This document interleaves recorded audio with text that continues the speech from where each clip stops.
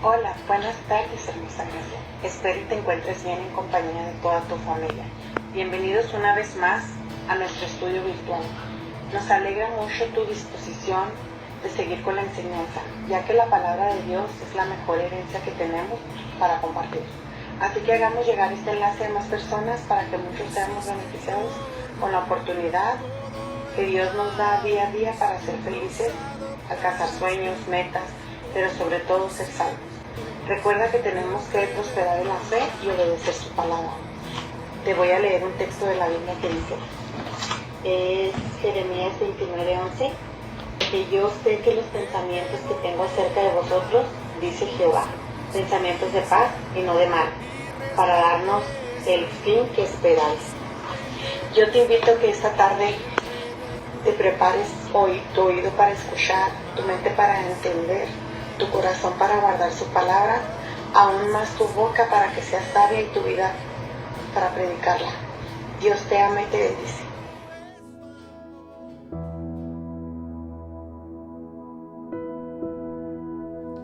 Hermanos, que Dios les bendiga en esta hermosa tarde de miércoles. Estamos agradecidos con Dios por un día más que nos permite estar aquí, listos para la enseñanza de la palabra de Dios. Reciban un saludo nuevamente de parte de mi familia y mío. Estamos contentos también porque cada día que pasa es un día que nos acerca más a estar nuevamente juntos como iglesia. Así que por lo pronto, hermano, perseveramos en la enseñanza. Gracias a Dios por la disposición de usted estar ahí en su casa, cómodo, pero al mismo tiempo con la expectativa de lo que Dios va a hacer a través de su palabra en su vida. Así que estamos contentos por eso, hermanos, estamos agradecidos con Dios y quisiera que a manera de recordar lo que venimos enseñando desde el miércoles pasado y el otro también acerca del Evangelio, que es el Evangelio. El título de la enseñanza de esta tarde es el poder del Evangelio. Vamos a ver en qué consiste el poder del Evangelio, dónde radica el poder del Evangelio y qué es capaz de hacer el Evangelio. Así que vamos a tomar un tiempo para orar, para poner en las manos de Dios esta enseñanza. Yo le pido y le invito con todo mi corazón a que usted ahí en su casa incline su rostro para orar a Dios en esta hermosa tarde. Señor, te damos gracias. Gracias, Señor, porque tú eres bueno por nosotros, Señor. Gracias por la oportunidad que nos das de estar aquí, Señor, de poder estar dispuestos para poder aprender tu palabra, Señor. Abre nuestros ojos, nuestros corazones, Señor. Que esta palabra que vamos a aprender nos edifique, Señor, nos anime, nos instruya, Señor, nos ayude a poder crecer en la fe, Señor. Yo te pido, Señor, que me ayudes a mí a poder hacerlo, Señor. Reconozco que no puedo hacerlo, Señor. Yo te pido que tú me ayudes a mí, Señor, que yo pueda hablar tu palabra solamente, Señor. Gracias por todo lo que tú haces. En el nombre de Jesús. Amén. Yo le voy a pedir con todo mi corazón que abra su Biblia en la carta del apóstol Pablo a los Romanos, capítulo 1, versos 16 y 17. Vamos a leer en esta tarde. Es ahí en esa escritura donde vamos a basar la enseñanza de la palabra de Dios acerca del poder del Evangelio. Es un pasaje muy conocido que muchos hemos leído, pero es muy apropiado para hablar acerca de lo que significa o qué es o en qué consiste el poder del Evangelio, hermano. Y yo creo que es muy importante en el contexto que hoy vivimos como sociedad, como iglesia, el momento que estamos atravesando, hermano. Y es muy propio, por la razón por la que creo que es muy propio hablar acerca del poder del Evangelio, es porque creo que como iglesia a veces se nos olvida lo poderoso que es el Evangelio para nuestras vidas, hermano. El gran poder que contiene de parte de Dios este mensaje, hermano, que ha cambiado nuestras vidas, nuestros corazones, y no nomás nos ha cambiado, sino que nos sigue transformando cada día y nos sigue ayudando para poder terminar con gozo nuestra carrera. Así que es un tema muy importante, hermano, donde la iglesia necesita entenderlo más que nada. ¿Por qué? Porque entender el poder que tiene el Evangelio le va a hacer la vida más fácil. Me refiero a la vida cristiana, al caminar con Dios. No significa que todo va a ser más sencillo, no, pero confiar en el poder del Evangelio, hermano, le va a traer paz a su corazón por encima de todas las cosas. Si usted está atravesando por cierta ansiedad o por cierta situación, preocupación, temor, miedo, hermano, confiar en ese poder que Dios tiene, en esas promesas que Dios tiene, en esa veracidad de Dios, en ese Dios soberano, hermano, que controla todas las cosas, le va a traer paz a su corazón. Y yo quiero que con toda su atención, con todo su anhelo, usted pueda abrir sus ojos, sus oídos para aprender lo que vamos a aprender acerca del poder del Evangelio. Y si ya tiene su cita bíblica, Romanos capítulo 1, versos 16 y 17, vamos a leer en esta tarde. Dice el apóstol Pablo: porque no me avergüenzo del Evangelio, porque es poder de Dios para salvación a todo aquel que cree, al judío primeramente y también al griego. Verso 17, porque en el Evangelio la justicia de Dios se revela por fe y para fe, como está escrito: mas el justo por la fe vivirá. Hasta ahí vamos a leer. Y no cierre su Biblia. Si tiene una Biblia como la mía, pues tiene ahí su iPad, su teléfono, donde va a estar leyendo la palabra de Dios. Quiero que la tenga ahí porque vamos a estar en este pasaje un tiempo. Las preguntas que comenzamos haciéndonos era: ¿dónde radica el poder del Evangelio? La segunda pregunta es: ¿qué es capaz de hacer el Evangelio? Y la primera pregunta acerca de dónde radica el poder del Evangelio la contesta el mismo pasaje, porque dice: no me avergüenzo del Evangelio, porque es poder. ¿Poder de quién? Dice: poder de Dios. Entonces el poder del Evangelio radica en Dios, hermano. No en el mensajero, sino en el mensaje, hermano, que viene de parte de Dios, hermano. Así que no importa cómo tú lo predicas. Me refiero a que si no eres una persona, o si no somos muy elocuentes, o somos unas personas muy preparados, el poder del Evangelio no radica en la forma o el estilo que le metemos a la forma de predicarlo, o cómo yo hago la voz, o cómo me paro, no. El poder del Evangelio radica en que viene de Dios, es que es el mensaje de Dios, y en sí mismo tiene poder, hermano, para cambiar las vidas. Entonces, en esa parte radica el poder del Evangelio. Quiero ver un poquito por qué Pablo dice eso, por qué Pablo escribe acerca de que no se avergüenza de ese Evangelio. ¿Cuál es la razón por la que Pablo dice eso? Y quisiera que leyéramos unos versículos atrás en el mismo pasaje. Vamos a ver cómo Pablo tenía un deseo profundo de estar en Roma, de visitar a los romanos. Él lo dice, el versículo 13, dice: porque no quiero, hermanos, que ignoréis que muchas veces me he propuesto ir a vosotros, pero hasta ahora he sido estorbado. No he podido hacerlo, está diciendo. Me han pasado cosas, no he tenido la oportunidad para tener también entre vosotros algún fruto, dice, como entre los demás gentiles. Verso 14, a griegos y no griegos, dice, a sabios y no sabios, soy deudor. Dice versículo 15, así que en cuanto a mí, pronto estoy, dice, a anunciarles el Evangelio también a vosotros que estáis en Roma. Ok, ¿qué vemos en estos textos? Vemos un deseo profundo del apóstol Pablo de ir a Roma a visitarlos. Vemos unas ganas intensas de hacerlo, porque dice: pronto estoy entusiasmado.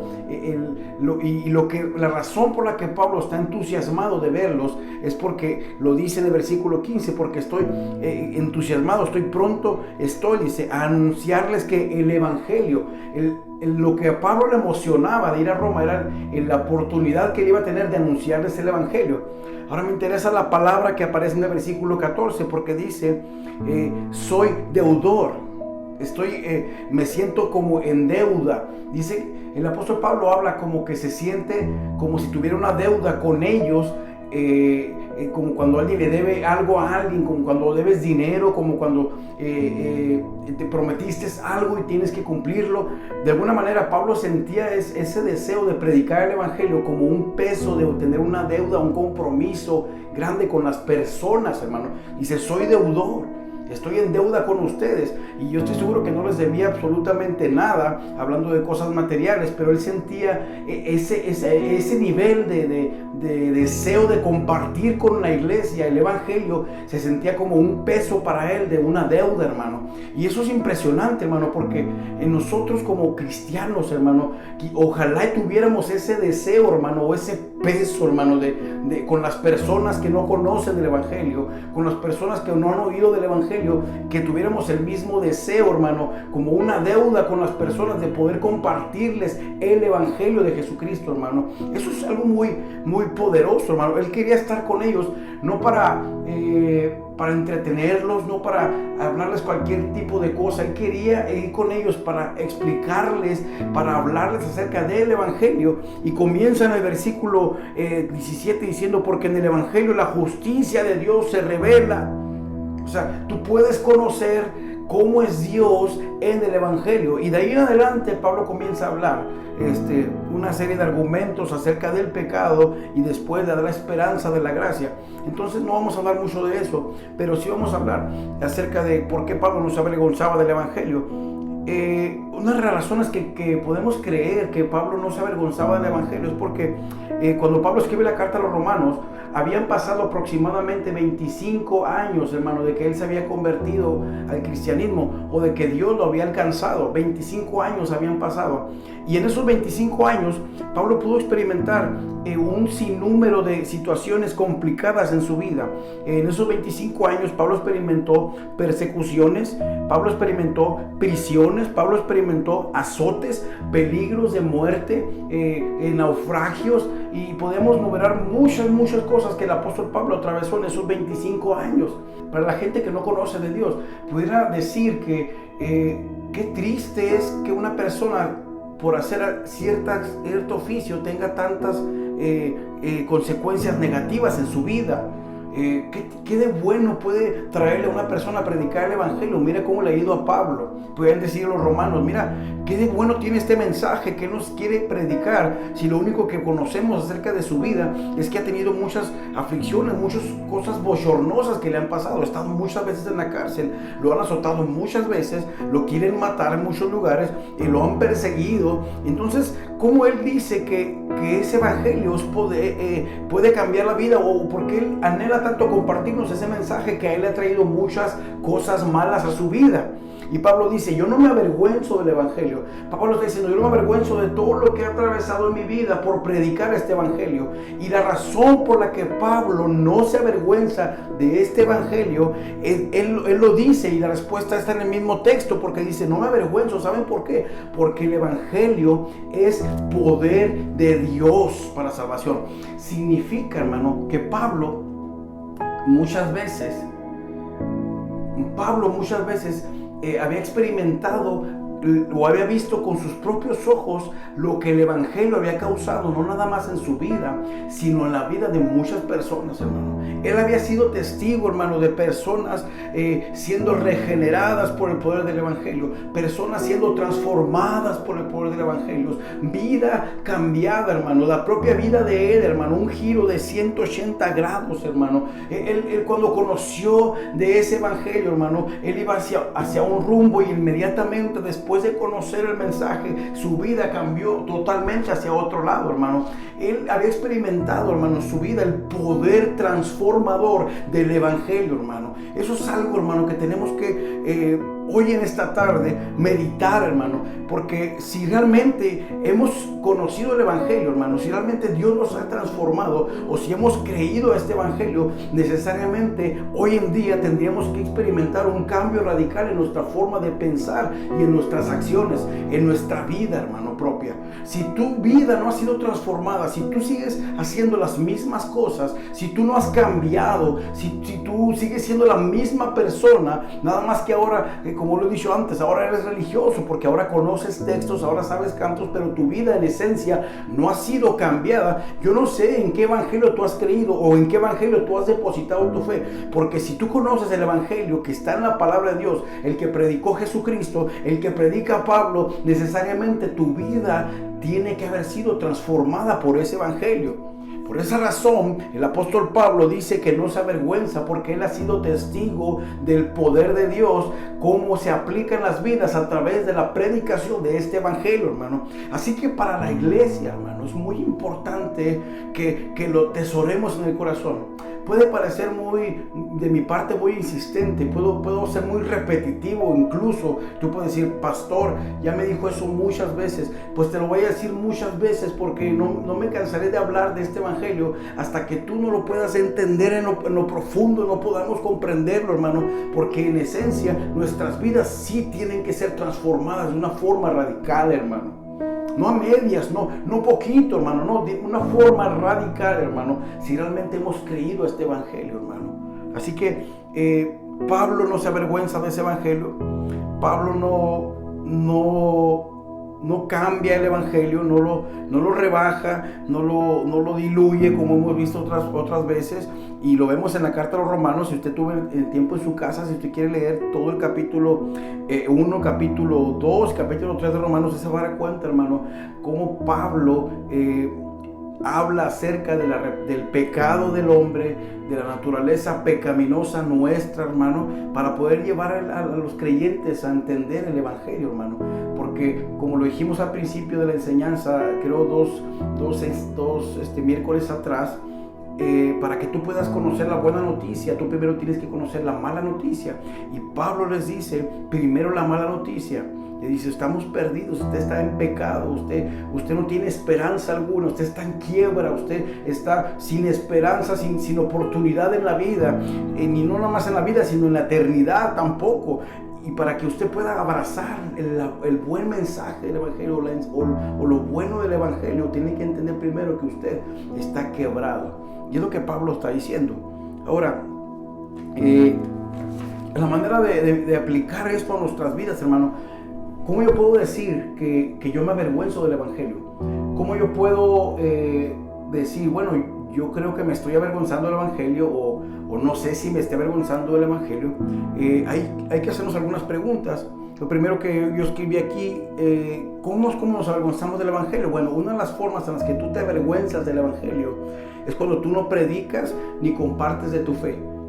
Cuando tú no hablas de tu fe, hermano, cuando tú no predicas, cuando tú no enseñas a nadie, hermano, cuando tú no le das razón de tu esperanza a nadie, hermano, tú estás en cierto modo avergonzándote del evangelio, hermano.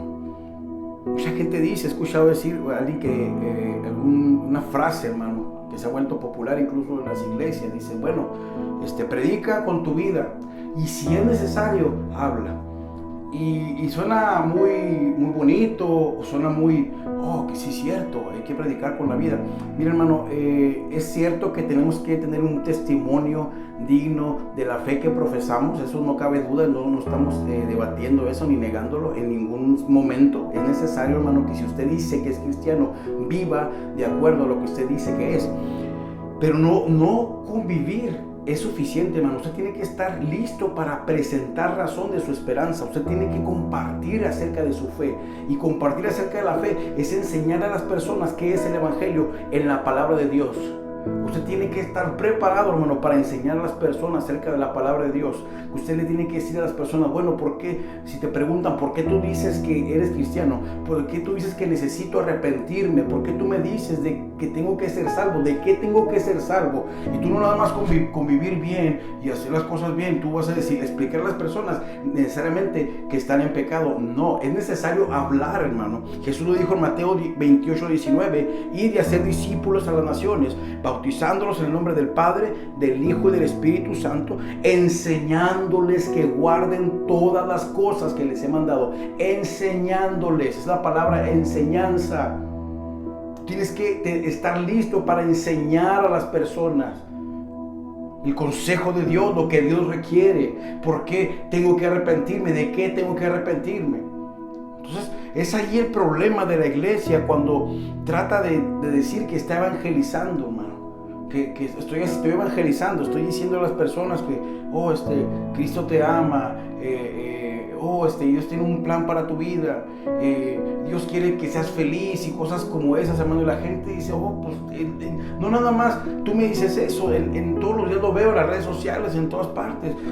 Esta persona quiere que seas feliz, tu papá te ama, la gente te ama, tus amigos te aman. Eso no es relevante, hermano, en esencia, hermano.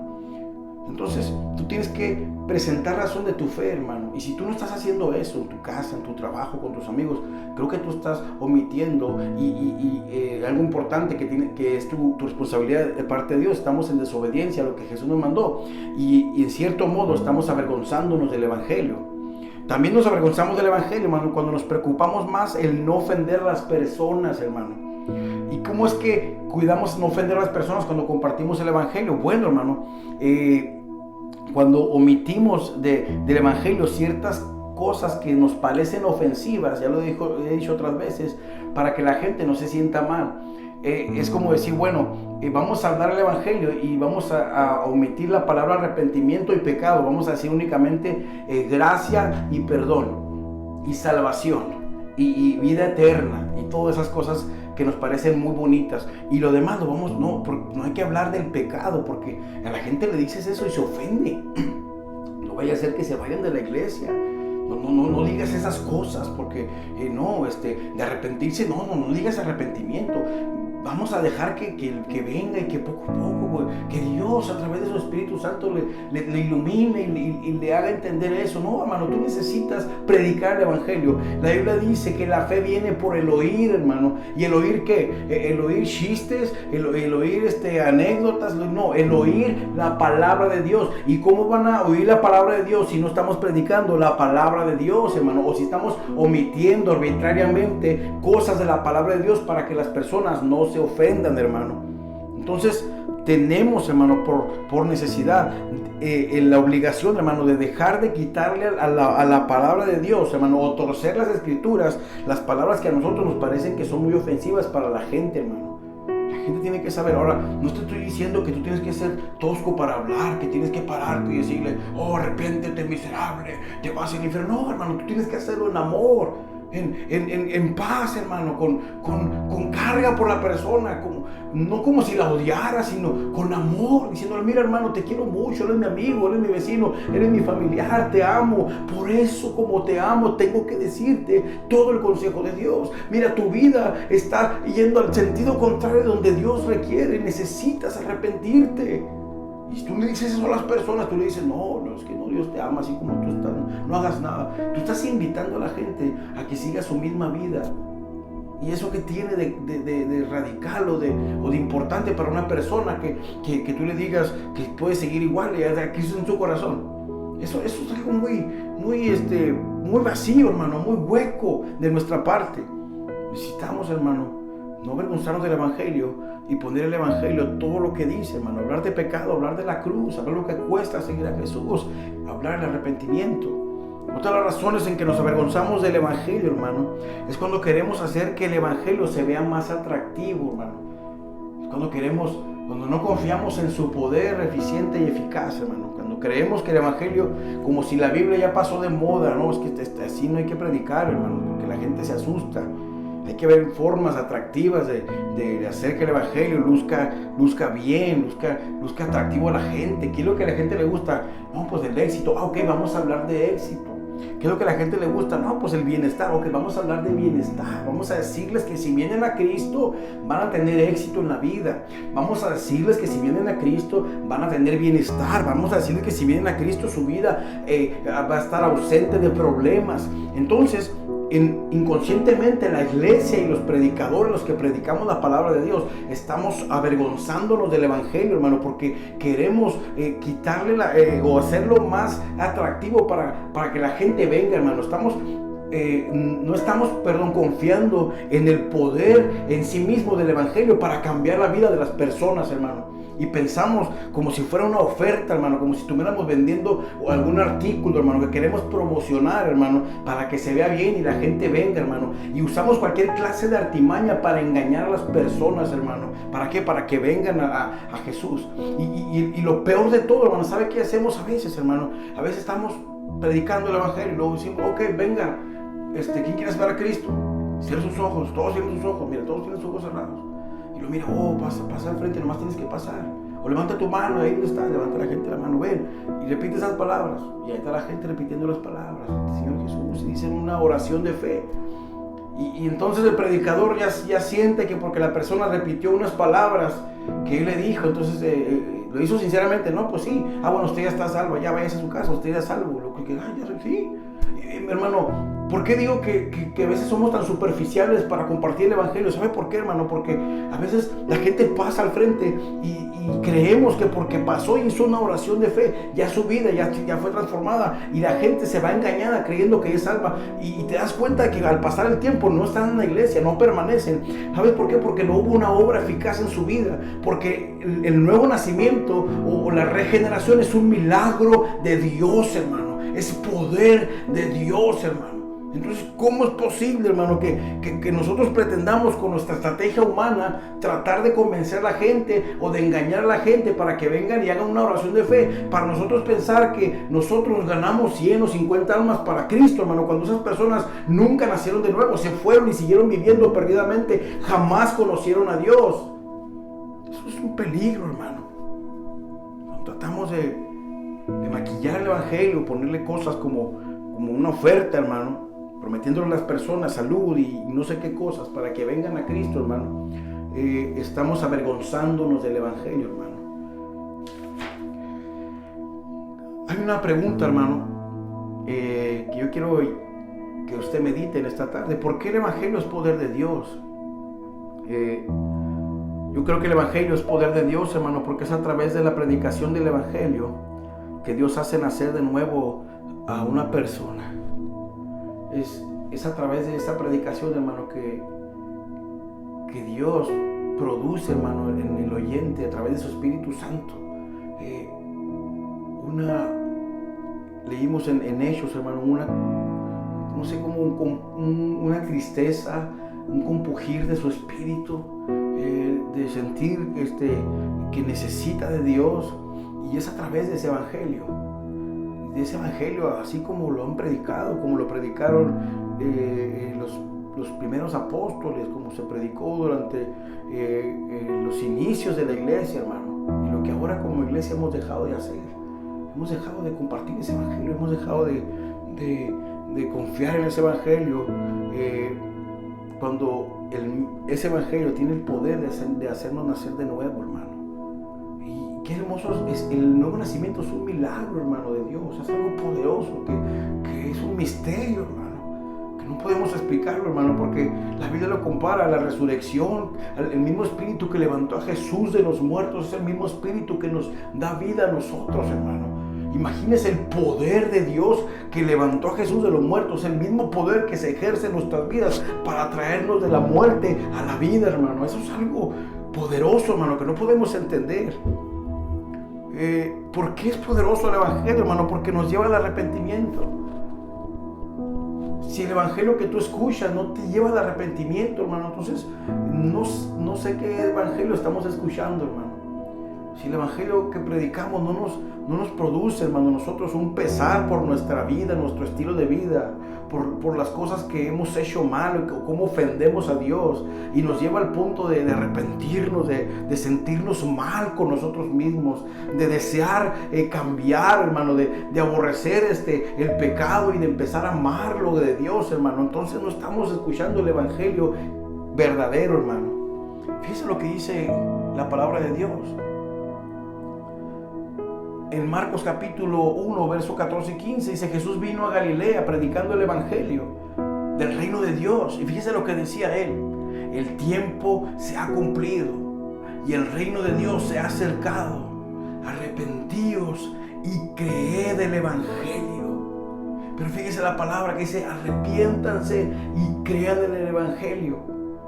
Cuando leí un poco, estudiar ese texto precisamente, el verbo arrepentirse y creer están en un presente continuo, lo que implica, hermano, que Jesús está dando de enseñar que el arrepentimiento debe ser continuo y el creer debe ser continuamente. O sea, un momento que tú te arrepientes de tus pecados, hermano, a partir de ese día te estás arrepintiendo cada día de tus pecados, hermano. y por siempre, hasta que Cristo te llame a su presencia o Él venga, hermano, estaremos siempre arrepintiéndonos de malas prácticas que tenemos en la vida, de cosas, hermano. Pero precisamente esa es la obra de Dios en nuestra vida, en la santificación que comienza con la regeneración, hermano.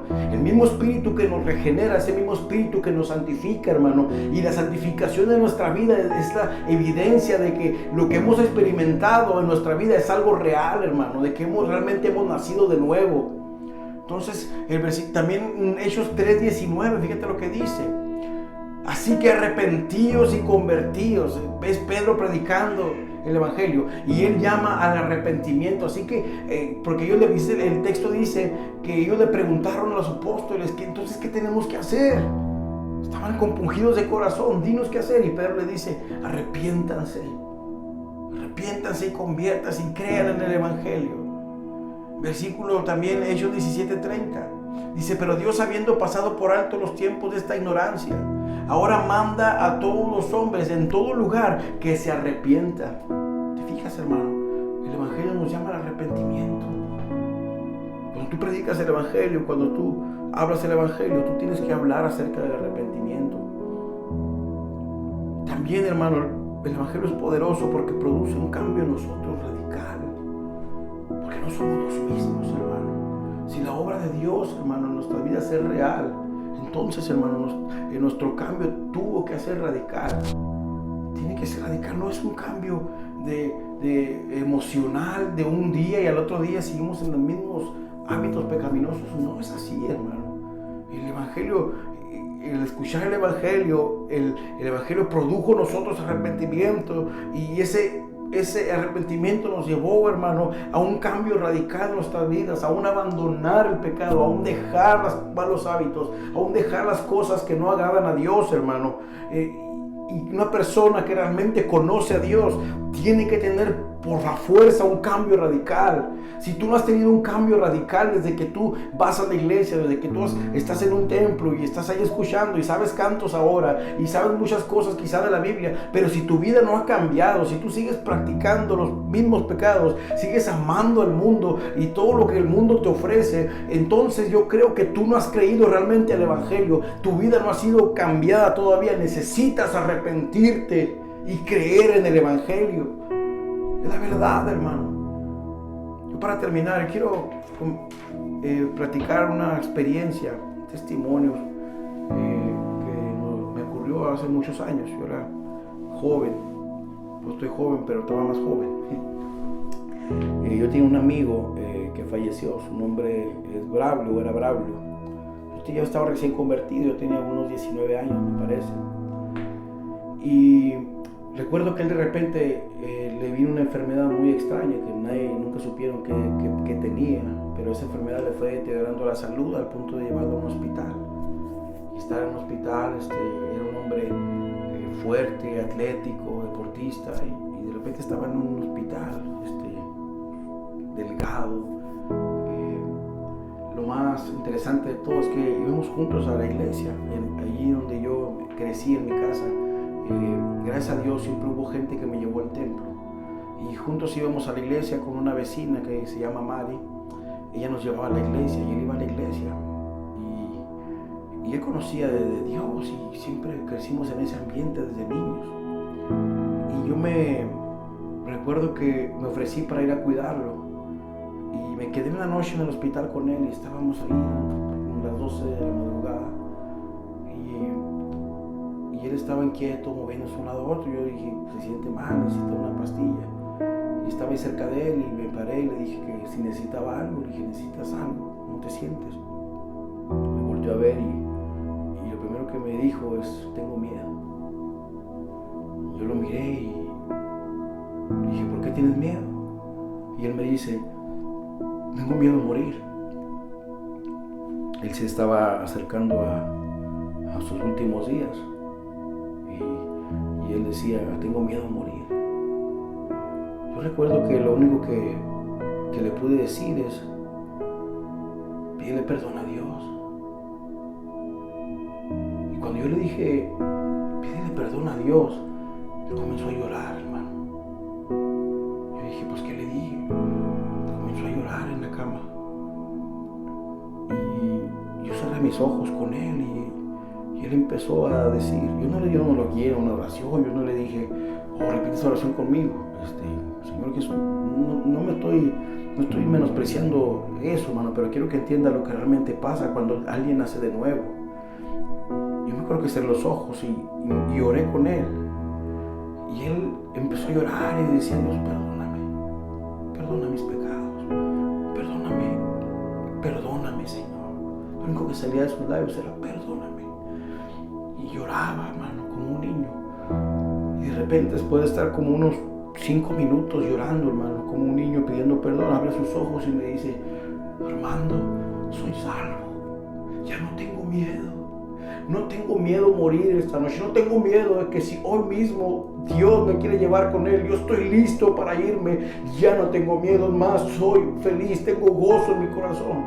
Y cuando yo vi esa expresión en él, hermano, yo lloré también de alegría, hermano, al ver lo que él estaba diciendo. Mira, ya no tengo temor a morir, hermano. Algo pasó en su vida en ese momento. Era un joven que había estado en la iglesia conmigo por mucho tiempo. Sabía cantos, sabía muchas cosas. Había aprendido lo que es la iglesia. Íbamos juntos siempre a la escuela dominical y todo, pero nunca había nacido de nuevo, hermano. Y cuando llegó el final de sus días, que estaba en su lecho de muerte, él sintió un miedo, hermano, porque sabía que tarde o temprano se enfrentaría a ese Dios poderoso, creador del cielo y de la tierra, que un día nos llevará cuentas a todos los que estamos sobre la faz de la tierra, hermano. Y ese miedo lo sintió, hermano. Yo sé que era Dios trabajando en su vida, hermano. Y entonces él va a donde Dios produce en él un arrepentimiento, pide perdón, hermano, y siente la salvación de Dios, hermano. La misma experiencia que yo puedo decirle y testificarle que pasó en mi corazón, hermano. Es un milagro la salvación. Es una obra de Dios, hermano. Nosotros tenemos que predicar el evangelio y llevar a las personas al arrepentimiento y dejarle a Dios el trabajo, hermano, que no nos pertenece a nosotros, porque es su Espíritu Santo el que obra, hermano, el que cambia las vidas, el que transforma los corazones. Es su poder sobrenatural el que hace la obra en las personas, no nosotros, hermano, porque la gloria es para Dios. Así que tenemos que confiar en ese evangelio. No nos avergoncemos de hablar. No nos tengamos miedo, hermano, porque el evangelio es poderoso. No omitamos del evangelio las cosas que a nuestros ojos nos parecen ofensivas, hermano. No querramos maquillar el evangelio para que se vea más atractivo. El evangelio es atractivo así como está. No necesita que tú ni yo le hagamos absolutamente nada. Lo que Dios requiere de nosotros es que prediquemos lo que su palabra enseña. Así que con esto termino, hermano. Quiero que me ayudes a orar en esta tarde. Quiero que ores por ti, hermano. Quiero que ores por aquellos que no conocen a Jesús. Quiero que ores por aquellas personas que están hoy mismo en una iglesia y que han pasado años en la iglesia y no conocen a Dios, hermano. Porque yo pienso, el pecador, hay pecadores que saben que son enemigos de Dios, que saben que están fuera de la voluntad de Dios. Y eso tienen esperanza porque saben que están mal. Pero qué triste es una persona que piensa que está en el camino y no lo está. Eso es peor, hermano. Y vamos a orar por esas personas que están en una iglesia que no conocen a Dios. Vamos a orar, hermano, por las personas, hermano, que tienen que oír este evangelio, para que cuando prediquemos el evangelio las personas vengan al conocimiento de Dios. Que Dios salve las almas, hermano. Padre, te damos gracias, Señor, en esta tarde. Gracias por tu bendito evangelio, Señor. Gracias por este evangelio, Señor, que tú nos has dado, Señor.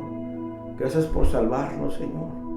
Te pedimos, Señor, por aquellas personas que no te conocen, Señor. Te pedimos que a través de este evangelio, Señor, ellos puedan conocerte. Te pedimos por los que te conocemos, Señor, pero que nos hemos avergonzado de alguna otra manera de predicar tu evangelio como es, Señor, que no hemos hablado de nuestra fe, que no hemos predicado con amor, Señor, por las almas, con carga por ellos, Señor. Te pedimos por aquellas personas que están en una congregación, que tienen años en la iglesia y aún no te conocen, no han nacido de nuevo, no han sido regenerados, Señor, siguen practicando el pecado. Te pedimos, Señor, que hagas una obra milagrosa en el corazón de sus vidas como la hiciste en el nuestro, Padre. Gracias, Señor, por la oportunidad que nos das de poder compartir el evangelio a través de este medio, Señor. Bendice a mis hermanos en sus casas, que se puedan afianzar en tu palabra y tener confianza, Señor, y que no haya temor en sus corazones, porque tú eres el que tiene el control de todas las cosas. Eres poderoso y soberano, Señor. Gracias por lo que tú estás haciendo. En el nombre de Jesús. Amén. Hermano, que Dios te bendiga. Otra vez te digo, estamos ya a días de poder reunirnos nuevamente. Ha sido una experiencia muy hermosa poder estar enfrente de esta cámara aquí desde el baño de mi casa. y le doy gracias a Dios, hermano, porque a pesar de todo pudimos mantenernos. Así que damos gracias a Dios porque Dios nos guardó también de la enfermedad a muchos de nosotros. Dios ha sido bueno, hermano. Así que espero verte pronto. Te recibo un abrazo y que Dios te bendiga.